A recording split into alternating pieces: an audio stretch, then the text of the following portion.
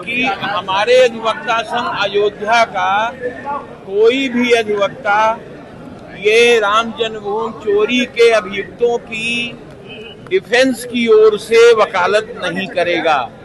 वकालत करने के वकालतनामा दाखिल करने, अब चूंकि भीड़ है तो इसीलिए ले रहे हैं, वकालतनामा दाखिल करने पर प्रत्येक नाम पर प्रमोशन स्वरूप अधिवक्ता संघ को वो 5 लाख रुपए प्रत्येक नाम से वो जमा करेगा।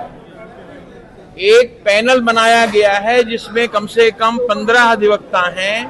वो लोग प्रोसिक्यूशन की पैरवी करेंगे। उसमें तमाम नाम दिए गए हैं। ये कमेटी समेत 12 अन्य लोगों को शामिल किया गया है कि वो श्री चंपत राय, श्री गोपाल राव और श्री अनिल मिश्रा के विरुद्ध 173 में पहले तो वो एप्लीकेशन देंगे कि मुकदमा दर्ज किया जाए। अगर नहीं दर्ज होता है तो 173 में वो दाखिल करके इन तीनों के खिलाफ मुकदमा दर्ज कराएंगे। मुकदमे के दौरान ये तीनों लोग जो मूल रूप से, जैसा कि अधिवक्ताओं ने बताया है, अगर अपराधी हैं नहीं हैं, फिर भी उनको शासन को पत्र लिखा जाएगा, इनको अयोध्या छोड़ने की अनुमति ना दी जाए। आगे चल के ये है कि SIT जांच से लोग संतुष्ट नहीं हैं। सेंट्रल को पत्र लिखा जाएगा कि CBI जांच कराएं। इलाहाबाद में याचिका में जो निर्णय आज होना है, वो निर्णय होने पर यदि CBI की जांच नहीं हुई या आदेश नहीं हुआ तो फिर अधिवक्ता संघ एक याचिका माननीय सर्वोच्च न्यायालय में प्रस्तुत करेगा जिसमें CBI जांच की वो मांग करेगा, जिससे सही अभियुक्तों का खुलासा हो पावे। यहाँ तक कि और जहाँ तक कार्यवाहियां जो कमेटी गठित की गई है, जो भी आवश्यकता राम जन्मभूमि में पहले से और तमाम जगह पर चोरी और ठगी हुई है, उसकी भी जांच के लिए शासन को पत्र लिखेगा। यही तय किया गया है। इसी के साथ आज की कार्यवाही समाप्त की आगे के न्यायालय में जाएंगे तो ये कमेटी आगे के न्यायालय में भी कार्यवाही करेगी। उनके खिलाफ जो भी प्रोसिक्यूशन की ओर से करने की आवश्यकता होगी वो संघ अपने खर्चे से यही कमेटी को दे करके पैरवी कराएगा। माननीय सर्वोच्च न्यायालय तक अधिवक्ता संघ अयोध्या जाएंगे।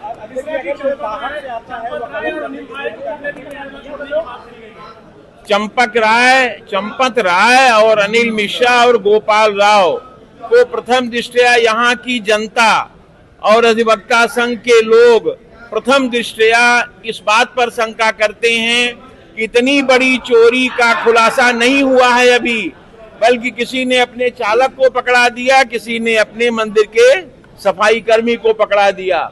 यहाँ तक कि स्थानीय लोग जो है उसमें कमेटी में नहीं हैं, इसलिए और चीजें घपले में जा रही हैं।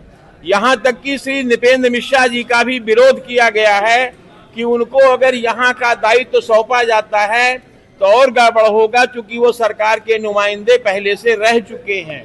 और प्रश्न पूछिए कुछ। बताइए सर, अगर बाहर का अधिवक्ता यहाँ पर आता है, बाहर का अधिवक्ता आएगा तो बाहर के अधिवक्ता के आने पर जो यथोचित होगा वो प्रोसिक्यूशन कमेटी जो बनाई गई है वो उत्तर देगी और उनकी भी हम लोग जांच कराएंगे कि वो गवर्नमेंट से या विश्व हिंदू परिषद से या राम जन्मभूमि से कहां से जुड़े हुए, क्योंकि ये जानते हैं आप लोग कि राम जन्मभूमि में ये मामले अपने ही वकीलों के हाथ दिए जाएंगे, जिससे कि किसी भी समय उसे ड्रॉप किया जा सके। आखिरी सवाल ये है सर कि अगर जो आरोपी है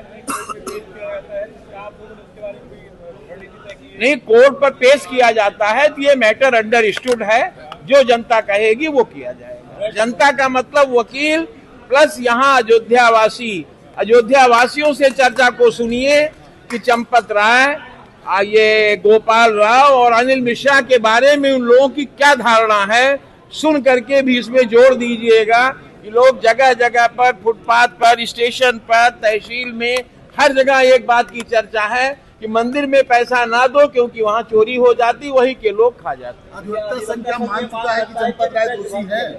अधिवक्ता संघ प्रथम दृष्टया इस बात पे सहमत नहीं है कि जो अभियुक्त बनाए गए हैं वो अभियुक्त हैं भी कि नहीं है, इनके पीछे कौन है, ये एक जांच का विषय है जिसको कि सेंट्रल की फोर्स सीबीआई तय करेगी।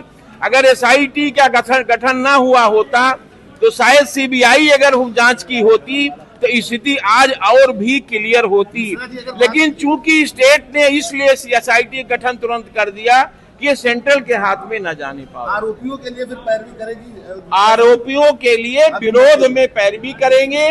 जो लोग आरोपियों में बचे हुए हैं उनके खिलाफ मुकदमा हम लोग न्यायालय में पैरवी करके दर्ज कराने की कोशिश करेंगे। ट्रस्ट भवन से मांग किया है कि यहाँ के लोकल जो संत महंत हैं उनको भी रखा जाए। ट्रस्ट में सारे बाहर के लोग हैं, अंदर की बात कोई जान नहीं पाता है, इसी से कोई सही चीज का खुलासा नहीं हो पाता है। फिर जांच भी वही लोग करते हैं, वो लोग बच भी जाते हैं, फिर वो लोग ये कहते हैं कि भाई हम लोग तो दोषी जांच में नहीं पाए गए। लेकिन जांच अगर सीबीआई करेगी, सेंट्रल की फोर्स करेगी, तभी तो क्लियर होगा। आज अभी बिल्कुल क्लियर नहीं है कि ये अभियुक्त जो बनाए गए हैं ये वाकई में दोषी हैं या अथवा थोड़े 1% या आधा प्रतिशत में शायद हैं। धन्यवाद। सर, किस तरीके से आज क्या बात से क्या फैसला लिया गया?